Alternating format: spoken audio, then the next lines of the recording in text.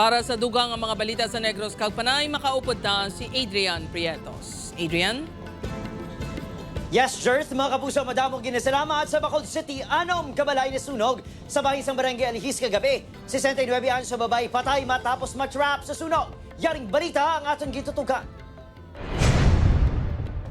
Mas masakit kuno sa naagom nga second-degree burn sa Leo Gaglikod ang kamatayon sang 69 anyos sa asawa ni Lolo Jose, 62 anyos. Natrap sa nasunog nga balay sa Barangay Alihis, Bacolod City si Lola Rosa Magbanwa. Abisan na mabudlay kag tuman na kadako sa kalayo. Gitinguhan gyapon ni Lolo Jose nga salbaron si Lola Rosa apang Salbara lang ako ano kugulingon. anong balisin? Salbaron. Ang ako niya kugulingon. Iyay wala. Buyan niyang kamot ka mo. Oo, ito na. Tiya mo na eh. Oo, planggay ako na.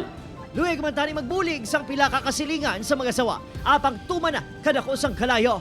Gasing kasi nga agoy ang babae. Kaya di naman masalbaro kay gulpyan ang pagpasing kalayo mo. Galupok na doon. Aminado BFP nga nang pagpanghangkat ang pagresponde sa sunog bangon sa makitig ni dalan. Sila datos, anom ka mga pamalayang nasunog. Apat diri, totally gutted lakip ang balay sa pamilya Baradas. Nabatyagan ko yung nga init, bala sa raw, gakabatyagan ko nga init sa lawas ko, kay pag abre ko sang pertahan, naghana na ko nga abre mo no. Nakita ko sir dako-dako, nagidya ang kalayo. Wala man nakasalbar ang hinugtanan niya ido ni Fernando. Nung bala siya kung napatay sa balatian, ilaw ay bala nasunog na trap, doon ko lang masakit pa niya. Naglupok ka power bank ang natumod niya gintunaan sa sunog.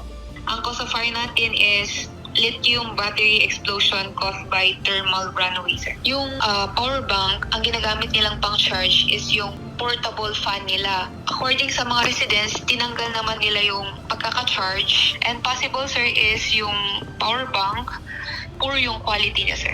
Obod Kiril Gasilio, Adrian Pretos, 1 Western Visayas.